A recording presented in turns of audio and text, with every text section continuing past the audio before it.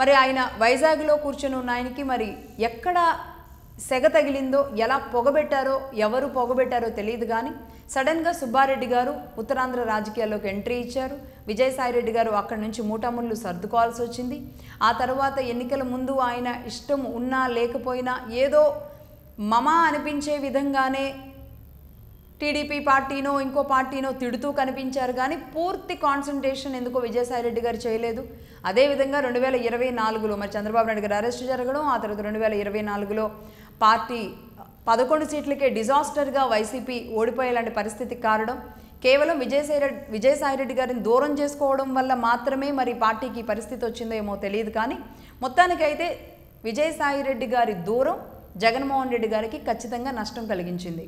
అయితే ఇటు విజయసాయిరెడ్డి గారి కోణాన్ని చూస్తే ఇన్ని రకాలుగా పార్టీ కోసం జగన్మోహన్ రెడ్డి గారి కోసం నిలబడిన వ్యక్తి ఎందుకు అంత సడన్గా దూరం అయ్యారు అంటే ఏం జరుగుంటుంది?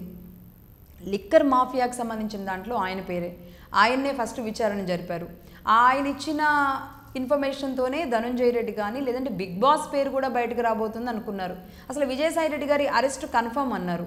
ఏం జరిగిందో ఏమో తెలియదు. మొత్తంగా అయితే విజయసాయిరెడ్డి గారి అరెస్టు ఊసు కానీ ఆ మాట కానీ ప్రస్తుతానికి అసలు ఎవరూ మాట్లాడడం లేదు. బిగ్ బాస్ అరెస్టు అది ఇది అన్నారు, అది కూడా ఎవరూ మాట్లాడడం లేదు. అసలు విజయసాయిరెడ్డి గారు ఆ తర్వాత అసలు నేను రాజకీయాలే వదిలేస్తున్నాను అని పార్టీకి దూరం అయ్యి పార్టీకి రాజీనామా చేసి పార్టీలో జగన్మోహన్ రెడ్డి గారి చుట్టూ ఉన్న కోర్ టీమే ఆయన వినాశనానికి కారణం అవుతున్నారు అంటూ పార్టీ మీద ప్రేమగా బయటకు వచ్చేటప్పుడు ఒక సూచనలు ఇచ్చి పార్టీకి మరి బయటకు వచ్చినట్టుగా కనబడ్డారు.